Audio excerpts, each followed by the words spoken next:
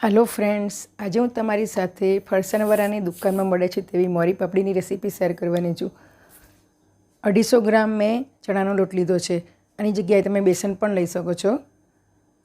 आजनी पापड़ीमां हूँ कोईपण प्रकारना सोडा नाखवानी नथी, तो पण एकदम सुपर सॉफ्ट बनशे। तो तमे विडियो एंड सुधी जरूरथी जोजो।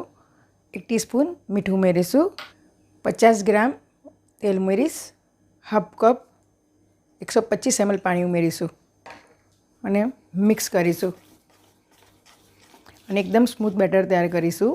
ઘટ આ રીતે લોટને 2 થી 3 મિનિટ માટે મિક્સ કરીશું। આ રીતે લોટને આપણે ફેણીશું। તમે જોઈ શકો છો કે અત્યારે લોટ એકદમ પીરાશ પડતો છે। 3 થી 4 મિનિટ આપણે ફેણીશું, પછી લોટનો કલર એકદમ બદલાઈ જશે। મોરી પાપડી બનાવવા માટે આ પ્રોસેસ કરવી ખૂબ જરૂરી છે। આ રીતે 2 થી 3 મિનિટ માટે ફેણવાનું, જેથી પાપડી આપણી સોફ્ટ અને ક્રિસ્પી બને। તમે જોઈ શકો છો ધીમે ધીમે તેનો કલર બદલાતો જાય છે, એકદમ કલર ચેન્જ થઈ ગયો છે। હવે મેં પાપડી માટેની જારી લીધી છે, તેને ઓઇલથી ગ્રીસ કરી દીધી છે।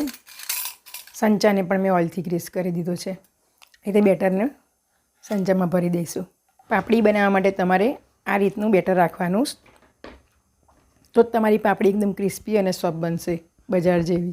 તેલને મીડિયમ હીટ પર ગરમ કરીશું। તેલ આપણું થઈ ગયું છે। હવે આપણે પાપડી બનાવી લઈશું।